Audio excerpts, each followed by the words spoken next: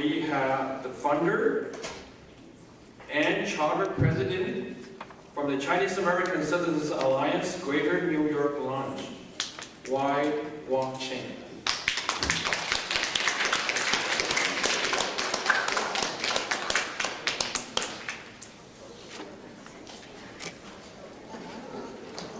Thank you all. I'm Wai Wah Chin. I'm the president of the Chinese American Citizens Alliance. And so we're just very, very honored and thankful for the Chinese American Alliance for holding this conference, and thank you for inviting me to speak here. We're just different by one word, citizen.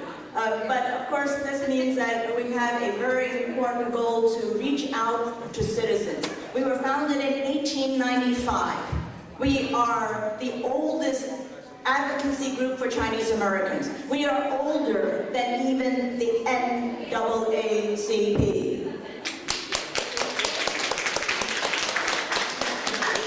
We were founded in the wake of the Chinese Exclusion Act. So it's 1895, it takes a while for things to settle. And one of the reasons that the Chinese were excluded, it was not just racism, okay? It happened that it was Chinese. But what was the problem? We were doing too good work. Our work was too good. We were too competitive.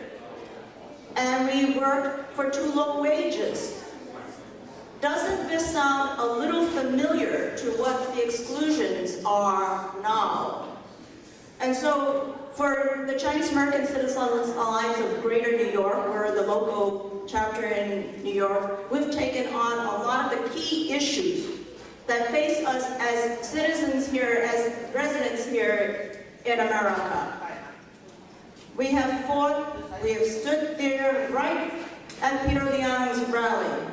Some of the reports say that there were only 20,000 people. Believe me, there were many more. There are possibly 50,000. That was an informal policeman who just said, you know, this looks like a huge crowd. He'd never seen anything like this before. So what is the difference there?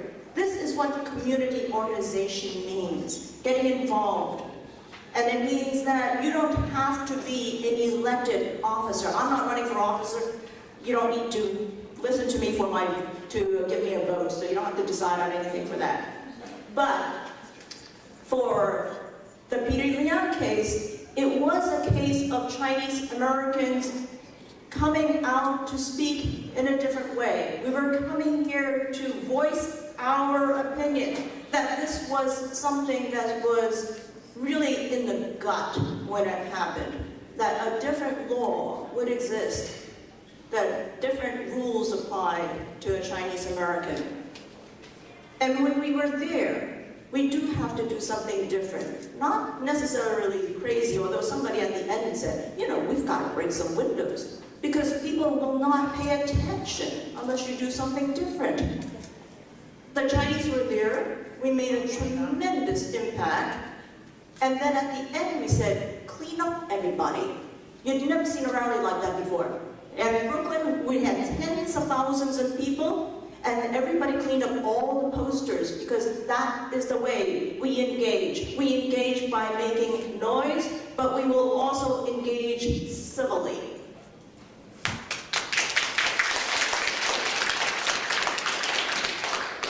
We have also been engaged in other things that affect the Chinese Americans and Asian Americans without thinking about what it could mean to put ourselves up in the front in the lines of conflict with the government.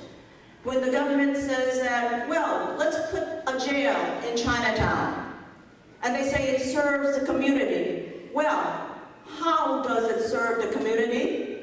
There are only maybe 200 Asian American criminals that are going into the jail. Don't tell us that you're going to have a lot of our people staying in the jail, okay? And that includes all Asian Americans, it's not just Chinese Americans. So that is another fallacy that they have been trying to push in Chinatown in New York.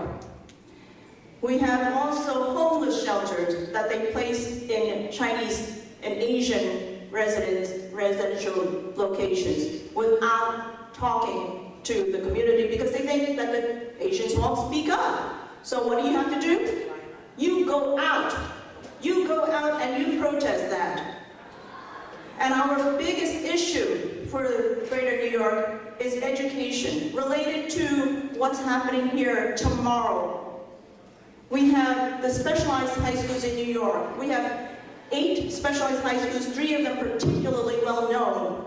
3 schools that have generated 14 Nobel Prize winners. There aren't many countries that generate 14 Nobel Prize winners. Well, these specialized high schools do have that, and they have, for generations, admitted students not based on the background, not based on race, religion, creed, gender, but just on your performance on one test.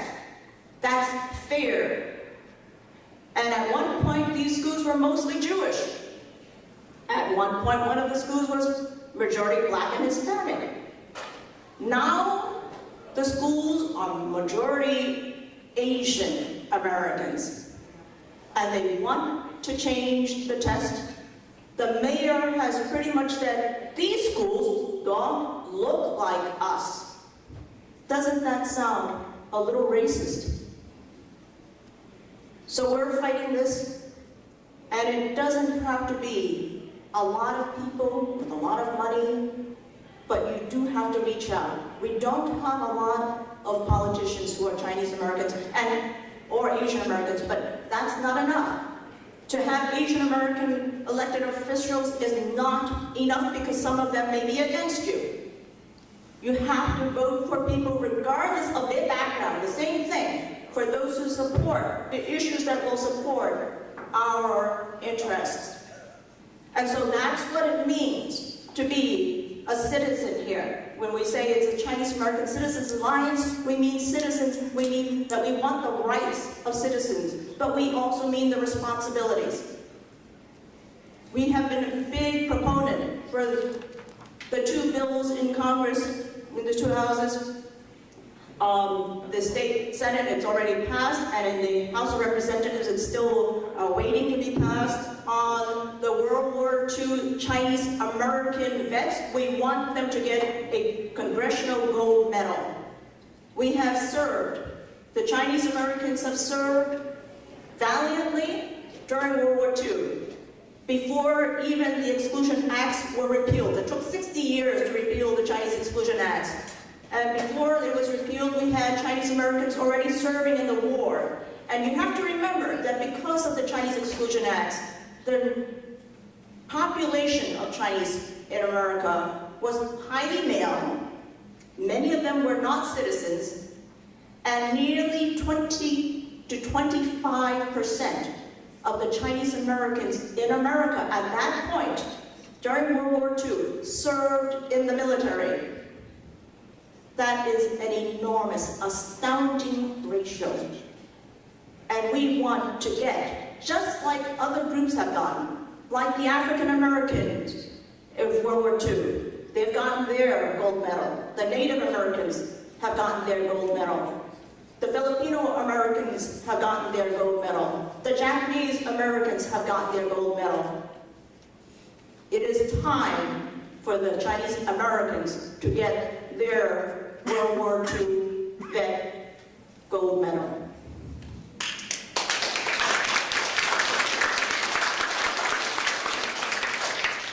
So I encourage you, for that purpose, for the HR 2358, you could go and contact your congresspeople, but not just those matters. It's on at your home, at your local regions, whatever issue it is that affects you. And of course, education affects us mostly, because that is really a legacy that we have from our forebears, our parents.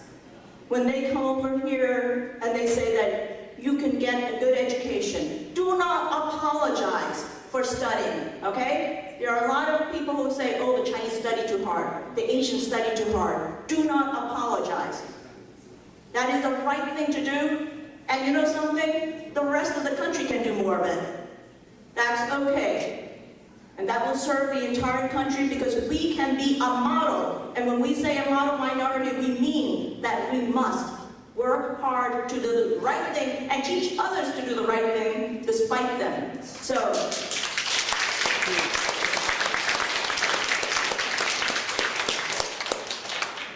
stay engaged, work on the issues that you care for, and thank you, CAA.